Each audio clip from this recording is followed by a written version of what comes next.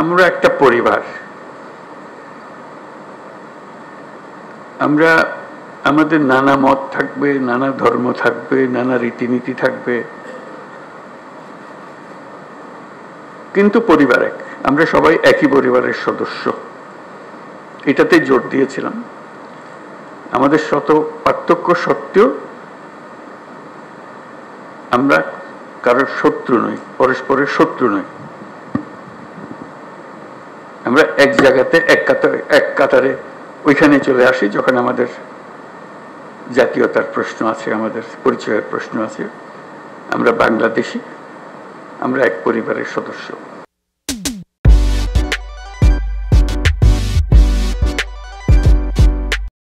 তারপরে যখন শপথ গ্রহণ করলাম, তখন থেকেই শোনা আরম্ভ করলাম যে সংখ্যালঘুদের উপরে অত্যাচার হয়েছে। আমার মনটা খারাপ হয়ে গেল। একটু আগে বললাম আমি এই কথা, এখন বলেছি অত্যাচার হয়েছে। এর পরে আমি ঢাকেশ্বরী মন্দিরে গেলাম, আপনারা ছিলেন। সেখানেও একই কথা বললাম যে আমরা একই পরিবারের সদস্য, এবং বলছে যে আমরা অন্য সব দাবি দেওয়া বাদ দিলেও একটা দাবি আমাদের একদম পরিষ্কার, আমাদের সবার সমান অধিকার, বলার অধিকার, ধর্মের অধিকার, কাজকর্মের অধিকার, এবং সেটা আসছে আমাদের সংবিধান থেকে, নাগরিক হিসেবে আমাদের প্রাপ্য। এবং রাষ্ট্রের দায়িত্ব হলো এটা নিশ্চিত করা। এবং আমি আন্তরিকভাবেই বলার চেষ্টা করেছিলাম, যেহেতু রাষ্ট্রের দায়িত্ব এখন আমাদের হাতে, এটা আমাদের দায়িত্ব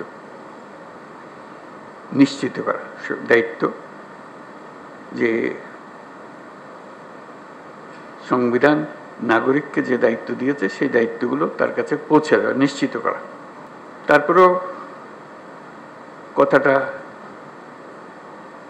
উড়ে গেল না। শুনলাম এখনো সংখ্যালঘুদের উপরে হামলা হচ্ছে। আমি সবাইকে নিয়ে বসলাম, আলাপ করলাম এটা কিভাবে করা যায়, এটার থেকে উদ্ধার পাওয়া যায় কিভাবে। তখন দুর্গাপূজার সময় আসলো, তখন বললাম যে একটা সুযোগ,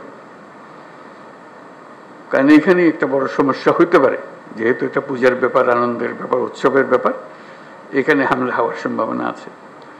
আমাদেরকে নিশ্চিত হতে হবে যে হিন্দু সম্প্রদায়ের উপরে কোনো রকমের হামলা যেন না হয়। আমি খুব খুশি হলাম, সবাই তা খুব সিরিয়াসলি নিল।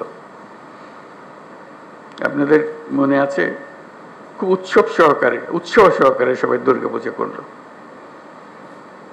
কয়েক হাজার পূজা মণ্ডপ ছিল, সব কিছু থেকে খবর হলো সুন্দর হয়েছে। তাঁতিবাজারে একটা ঘটনা হয়েছিল, একটা ককটেল ফাটিয়েছিল একজন, ফাটায়নি, ককটেল মেরেছিল, এটি একমাত্র খবর ছিল। তবু আনন্দিত হয়েছিলাম, নিশ্চিত হয়েছিলাম এই জন্য যে আমরা সবাই একযোগে, এবং সেখানে সবাই যোগদান করেছে। এটা শুধু হিন্দু সম্প্রদায়ের উৎসবের বিষয় ছিল না, এটা পুরা জাতীয় উৎসবে পরিণত হয়েছিল। সবাই উৎসব করেছে, ছেলে মেয়েরা গেছে, বুড়া বুড়িরা গেছে, মুসল্লিরা গেছে, মৌলানারা গেছে, সবাই গেছে, আনন্দ সহকারে করেছে। তারপরে মনে একটু তৃপ্তি পেলাম যে না, একটু তো কাজ করেছি।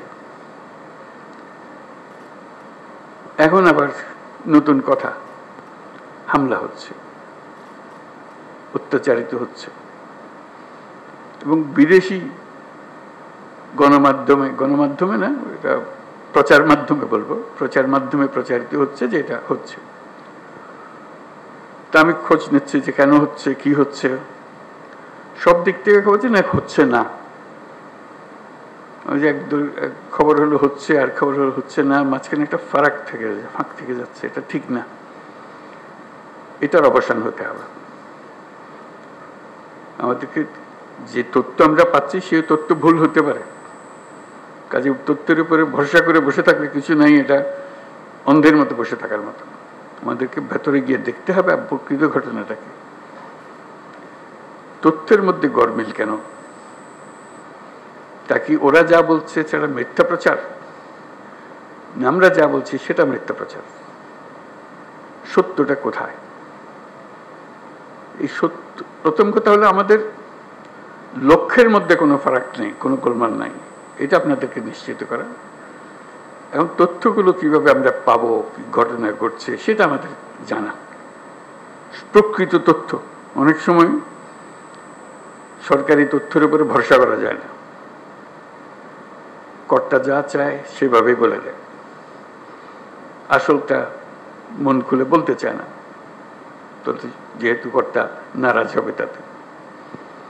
আমরা আসল খবরটা জানতে চাই, কিভাবে জানতে চাই, এবং সেই প্রক্রিয়াটা প্রতিষ্ঠিত করতে চাই। এটা শুধু আজকের 2 দিনের গোলমালের কারণে একটু চঞ্চল হয়ে কথা বলছি তা না, প্রকৃত পক্ষে এটা স্টাবলিশ করতে চাই যে ঘটনা ঘটতে পারে। এটা এত বড় একটা দেশের মধ্যে কত রকমের কাণ্ড, তার মধ্যে একটা কাণ্ড হয়ে গেছে, হয়ে গেলে তাৎক্ষণিকভাবে যেন খবরটা পাওয়া যায় এবং সেটা সমাধান করা যায়। যে দিক থেকে দোষী তাকে বিচারের আওতায় আনতে হবে, এটাই হলো সরকারের দায়িত্ব।